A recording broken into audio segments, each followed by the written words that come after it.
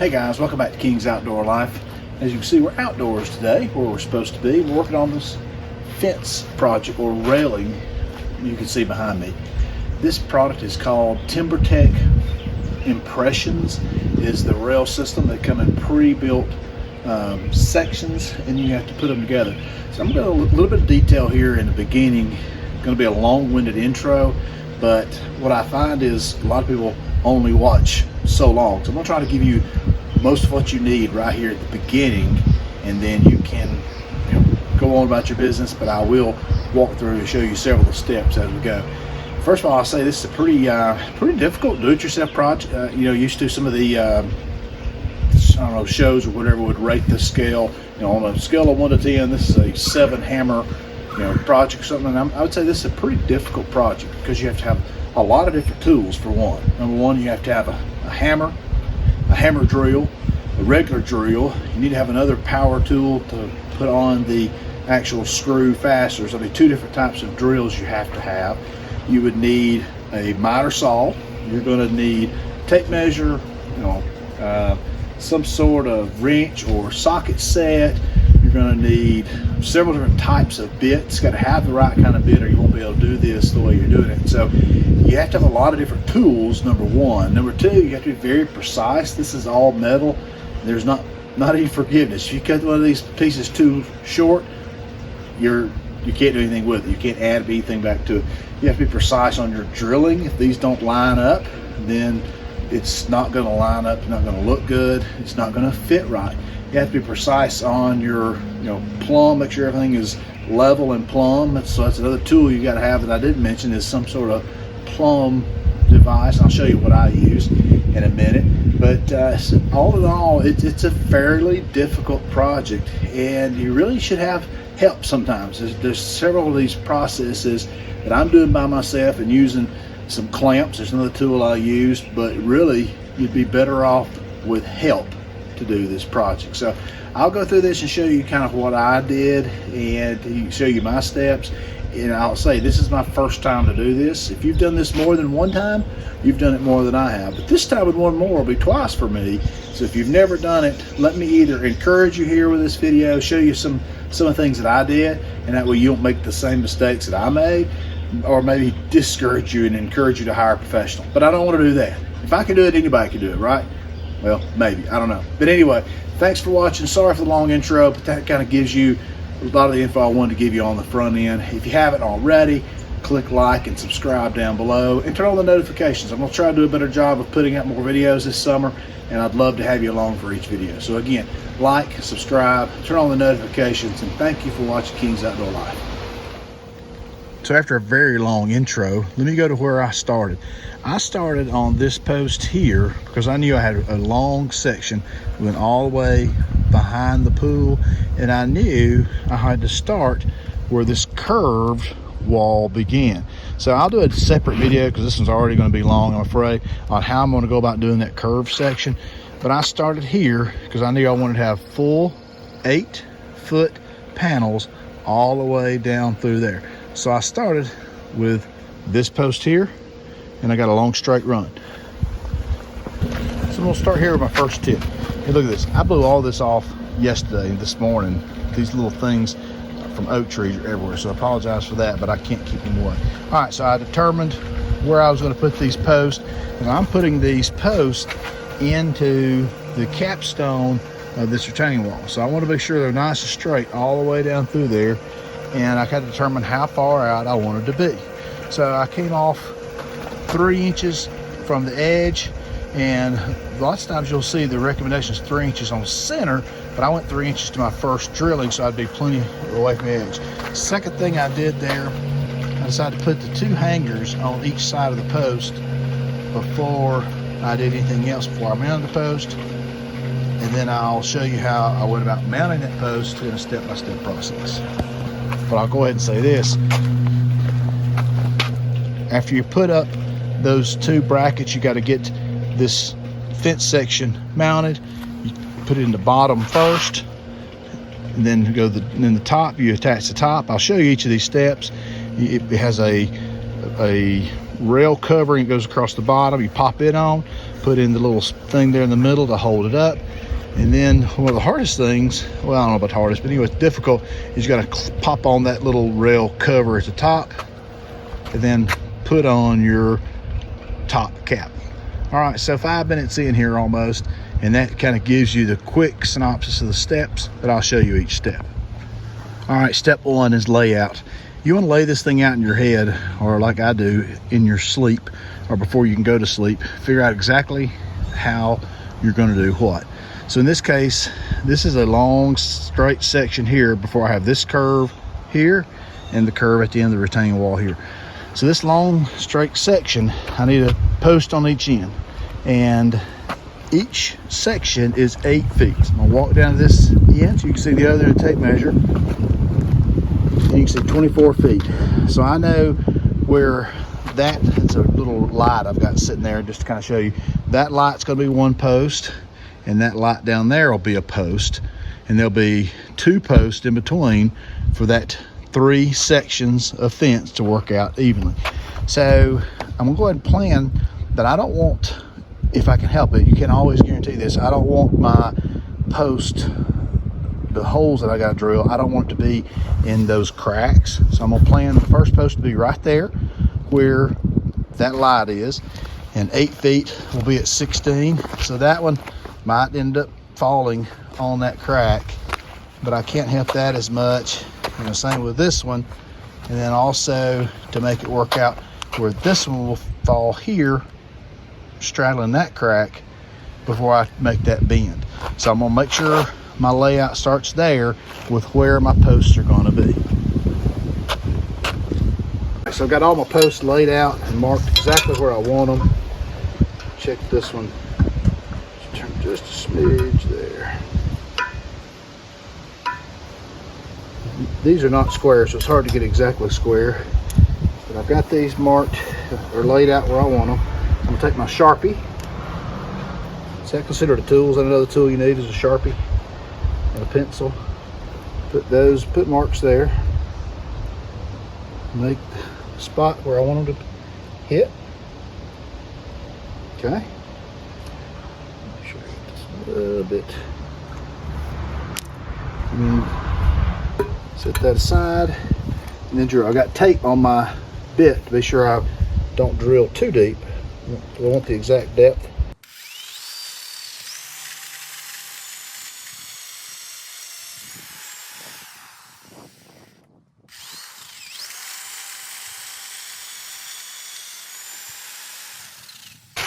Well, if you saw me leaning there, it got off the mark just a little. I want to make sure I'm right in the right spot to drill.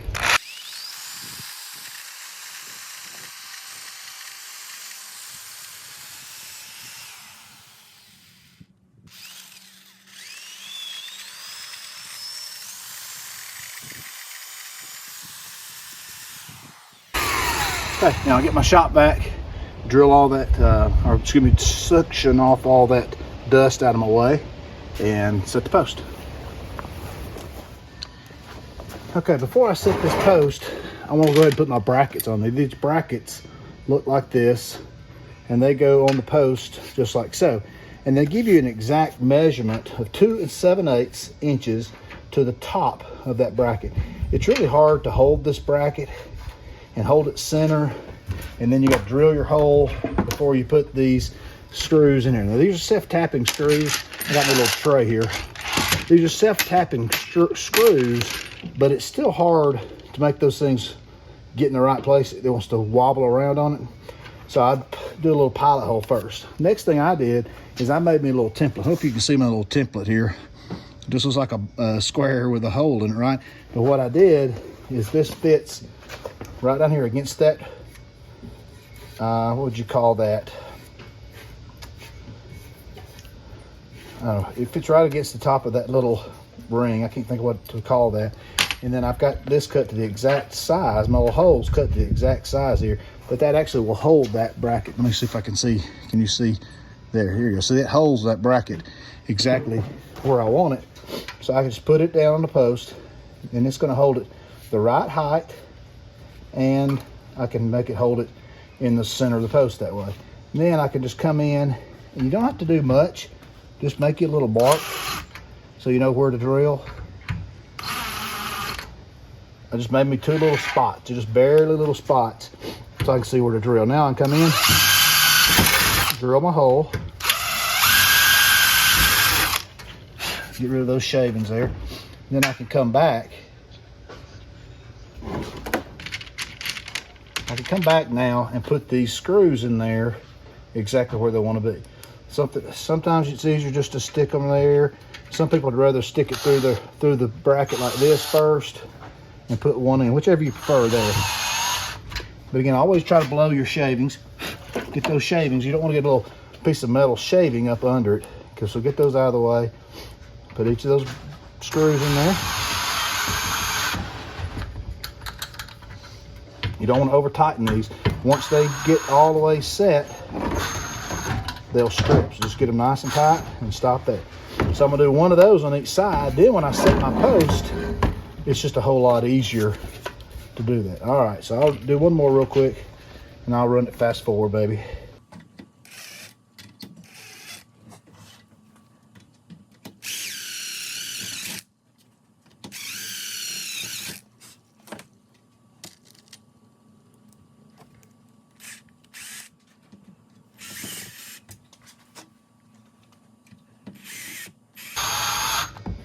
There we go. It's just so much easier to set those here on the table instead of when it's up in a vertical position. So lay it down, you get good leverage, push on it, and you're good to go. All right, let's put it in place. All right, so these anchors I'm using, everybody's got a different name to them, but basically they go down in the hole I drilled, and when you tighten that nut against it, it flares this out and it won't go anywhere. What I learned the first time is it's better to set that post in place and then put these straight down through, because if your holes are not just perfect, it's so hard to drop these down over those holes. So I'm gonna get my nuts here, and if you'll put the nuts on top, then you can tap them in with a hammer and not worry about messing up those threads. Because this one here, it went really well, but this one hole, remember me leaning when I was drilling? It is just a little bit out of place. I'm gonna have to kind of bend it a little bit. It's not gonna bend, but it's gonna have to be kind of forced on there. So put your nuts on there so you can tap it in with a hammer. And where'd my hammer go? Here it is. You gotta get these, drive these down in here like so. And once you tighten them down, these posts aren't going anywhere. All right, and this one here is at kind of a bad angle. If I hadn't done it this way, I never could have gotten this on there because of the angle.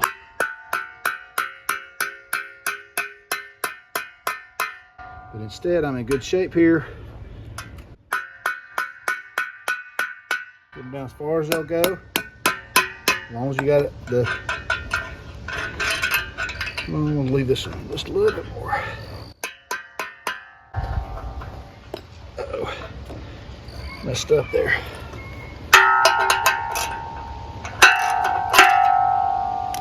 Put your washer on there.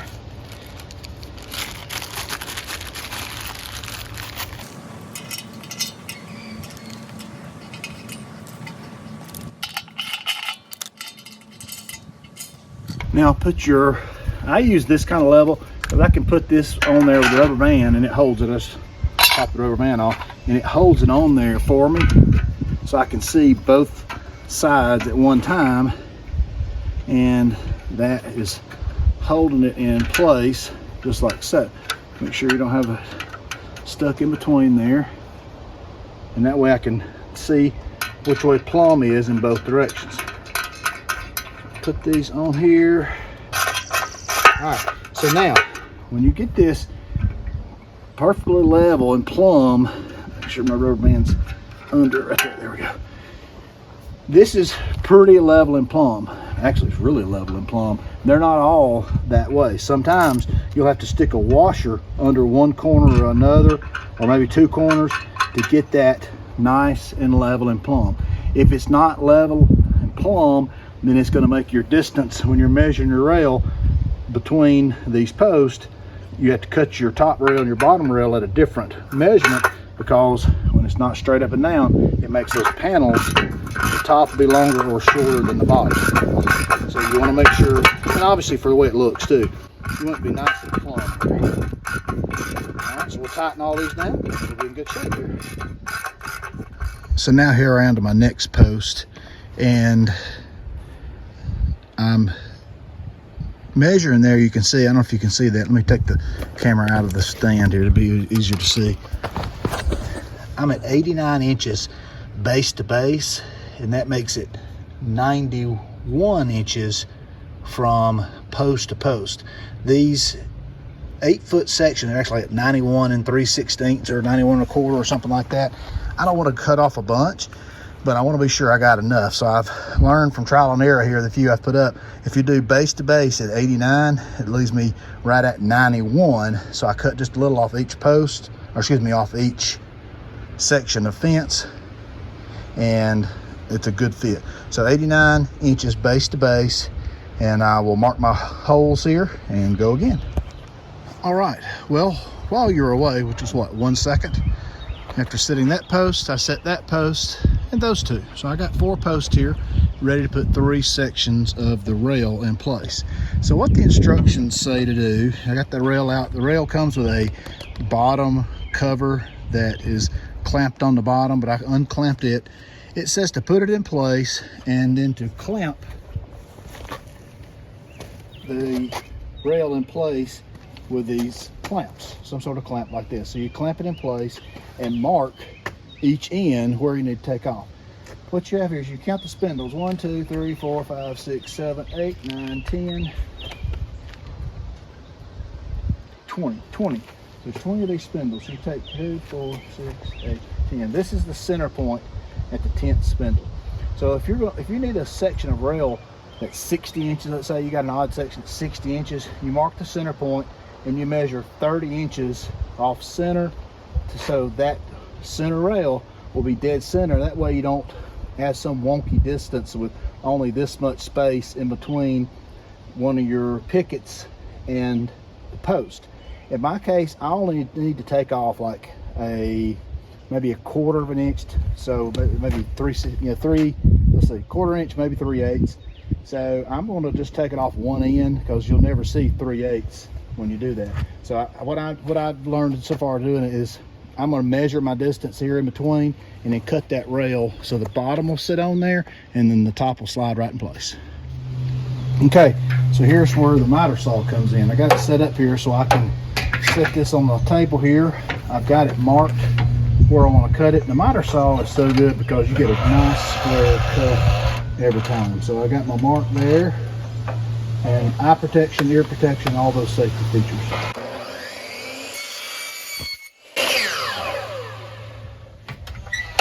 All right, so cut it where it needs to be.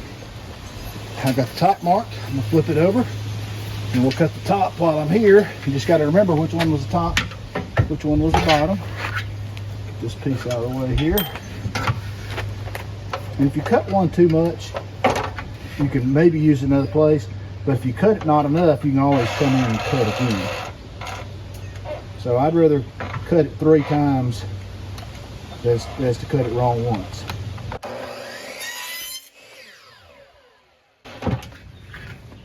All right, let's see how it fits.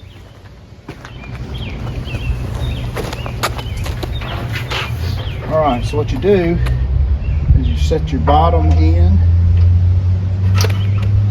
first, and it just sits on those brackets there, and then you'll scoop your top in just like so.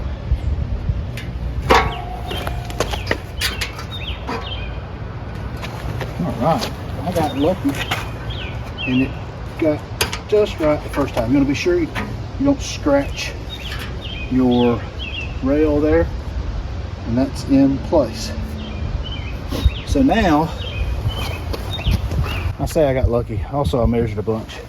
Measure 3 times, cut 3 times, and you'll get it right. But that was actually first take. You'll never know by my editing, but that was first take.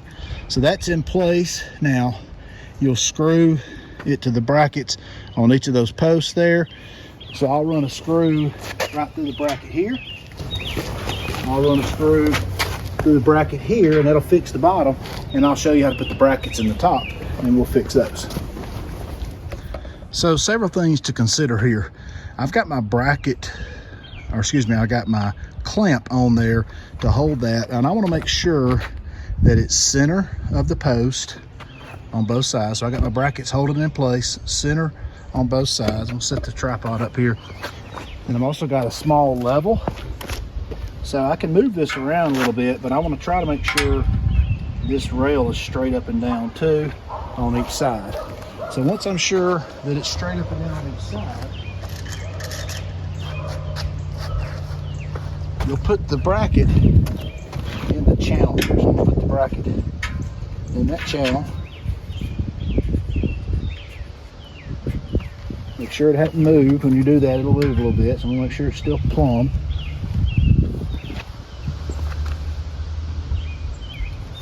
Move a little bit, kind of in the way of the camera here. All right, so we're still, I'd rather be both, obviously, but if you got to fudge one way or the other, try to make it level. So I'm gonna try to move the camera here so you can see with the shadow, you can hardly see the bracket. You see the sun shining this way. I'll put this bracket in here maybe next. So slide the bracket right in that channel. It fits nice and snug. Push it all the way down in that gap. Push it all the way against the post. Again, check your plumb again. Just a smidge there. And here's where you need a long 6-inch preferably bit, because you've got to put this screw down in here. It's a short bit. It's about impossible to do this. So I'm going to stick that self-tapping screw right there. They're nice and slow. Try to make sure it doesn't move. Snug it up there. The bracket's in place. And then you'll put a screw here to the side. Be sure that's in place there. I'm going to put both screws in here first. All right. Now once that's there, put a screw through this side. And then come around, put a screw through this side. And be sure those two screws don't hit. So that's nice and tight. You can take your clamp off now, and that's not going anywhere. Now I'll do the same thing on the other side, and we'll put a cap on top. All right, next up is the bottom rail cover. Right there. And it's the same measurement, obviously, as your bottom rail. You want it to be nice and tight, because it hides any imperfections you have there. And it just pops right up on there. I'm gonna blow away any of those metal filings. It just pops up there and covers anything, those screws you put on, everything else. And you'll feel it. Once it pops in place, you'll feel it. It just pops up into a little groove. It's really easy.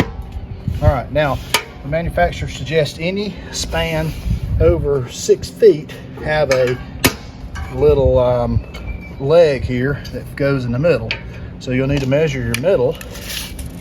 I happen to know where my middle is, because this is, several that I've done. It should be right there.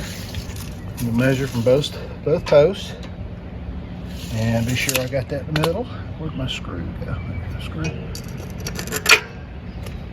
And I'm gonna put it right in between these two ballast, I guess you call those, whatever those things there are called. Put it right in the middle, so when you're looking at it, it looks good. And it's got a screw color to match to fit right there.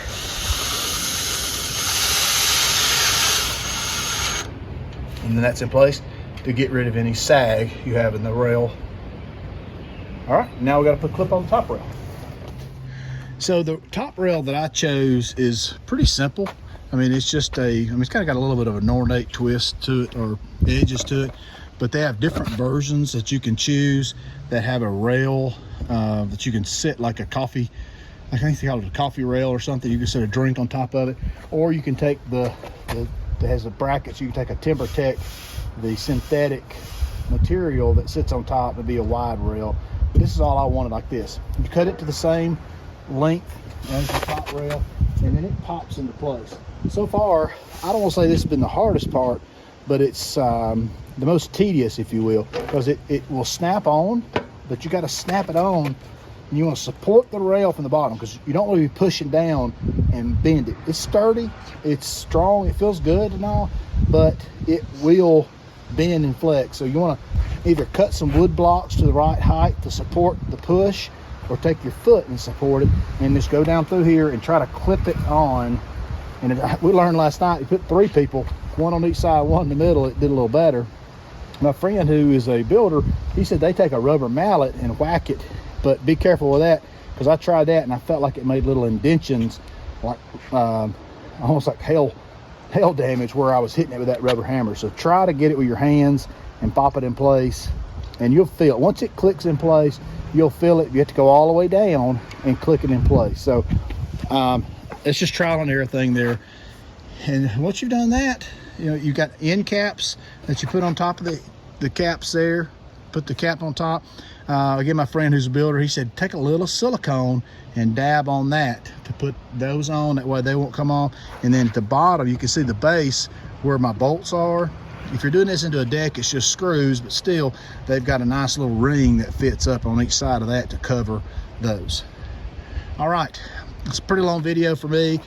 That's all I can think of right now. I'll come add something if I think of something as I'm editing, but I've got to do, you know, 2 more sections here on the straightaway, and then I'll do a separate video on these curved sections. All right, if this is the end, thanks for watching. Click like, click subscribe, and we'll see you on the next one, hopefully. So all the straight sections down that side and down that side are done. Now for the hard part.